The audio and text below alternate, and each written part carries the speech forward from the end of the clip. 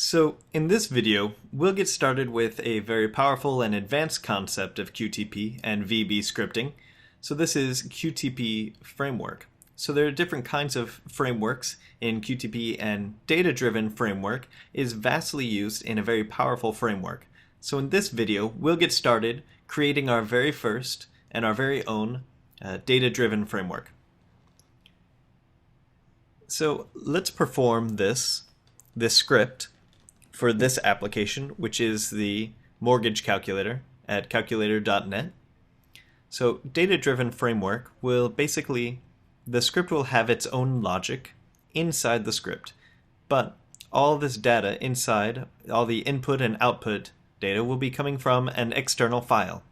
So all the input data and output value that we're expecting will all come from an external file or Excel sheet.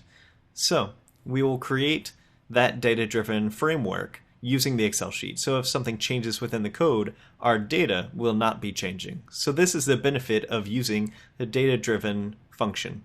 So even if you have input-output changes, the data itself really won't change, and also you can change your own data with non-technical automation people can change the data from the data sheet externally and run the scripts without having to understand and change the codes. Okay? So let's get started. As a tester, you'll be performing these types of automation and creating these automation scripts based on some test cases. Test cases are nothing but the steps you need to perform to test a certain functionality.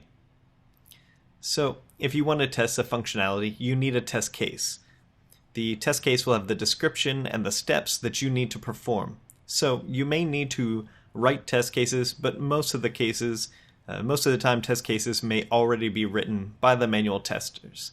So you just have to go through the test cases and automate each step of the test case. So let's write our own quick test case. And let's name it as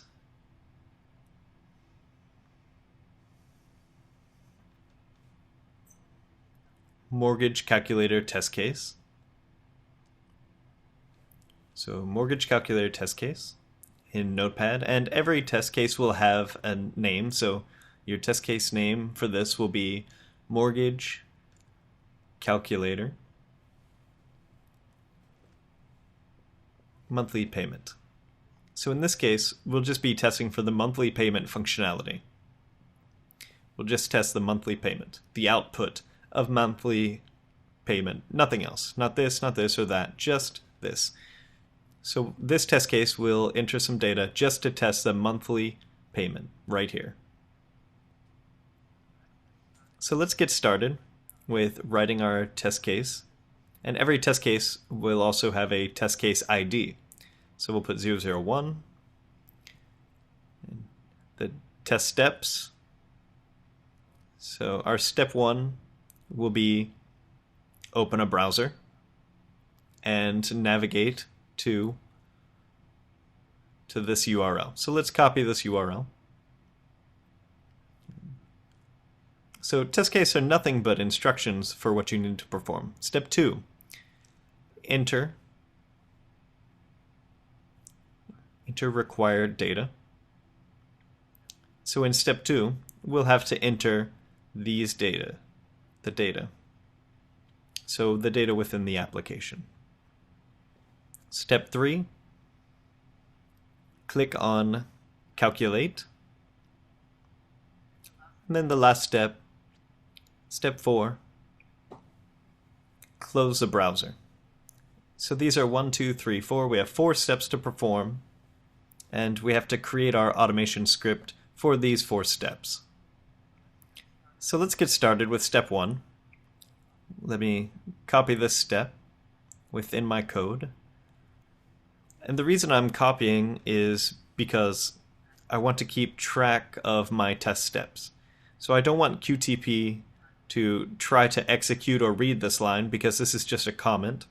So I'll highlight this and then right click and click on comment block. So as you can see, the color has changed. So right now, this is just a comment. QTP won't try to execute or read this line. This is just for my information and my organization, okay? Now, for navigating to a browser, let's use the function that we created earlier. So in our function library, we created this function for navigating to a browser. So let's use this function to navigate to our desired URL. So before we do that, let's make sure that we have added our function library in our resources. So we do have that. If not, then we have to click on the plus sign and find our function library and add it. Okay, so let's call this function. So within the bracket, we can specify the URL. So let's copy the URL. And I can specify this URL within a quote within the bracket. Okay? So navigate browser and then insert this URL. Let's close the browser and run this. Open the browser and navigate to the mortgage calculator of calculator.net, right? Okay. So let's go to step number 2. The second step, enter required data. So again, in step 2 we have to enter that data. So I'm going to turn this into a comment there. All right. So we basically have to enter this data, the mortgage loan amount, the loan term, interest rate, and so on. So let's put the loan amount, loan term, and interest rate. Okay, so in this script we will use 100% descriptive programming. We will not be using any recorded run or object repository. It will all depend 100% on descriptive programming. So to be able to write into this web edit, I suppose it's a web edit, I have to know the properties and the values. So let's get our objects by our hand side, click on here, and let's read the properties. So this is a web edit, and this web edit resides in a browser and a page, and then we have some web tables in between. We don't need the web tables, but we definitely need the browser and the page. Okay? So let's try to read the properties and the values of the browser. The class name is the browser, so let's take a unique property. Could take the name property, which is mortgage calculator. And let's do the same with page. So in this case, we don't have a name property, but we have a title property, which is mortgage calculator. So let's type in some descriptive programming. So browser name colon equal mortgage calculator, close a bracket, dot page. Then we can say title colon equal same thing, mortgage calculator, dot web edit, because it is a web edit. And let's try to get the properties for this web edit. Let's take a unique property for this web edit. So let's take this name property, which is the C loan amount. So we can take that. We can say name colon equals this, and do a dot set. So to be able to write in it, we have to be able to do a dot set like we talked about. And we can say 100,000. Okay. All right. Let's close the browser. Let's try to run this code. It's a good practice to run the code piece by piece instead of trying to run the whole code at the end, because then we can identify the small, tiny mistakes we make much quicker and troubleshoot in advance. So let's run this and see if it works.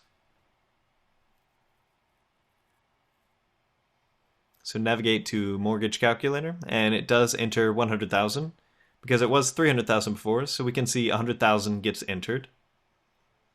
And there's no error in the script, so now we can get started on entering data into these fields. And later on we'll use external sheets instead of putting the data in here.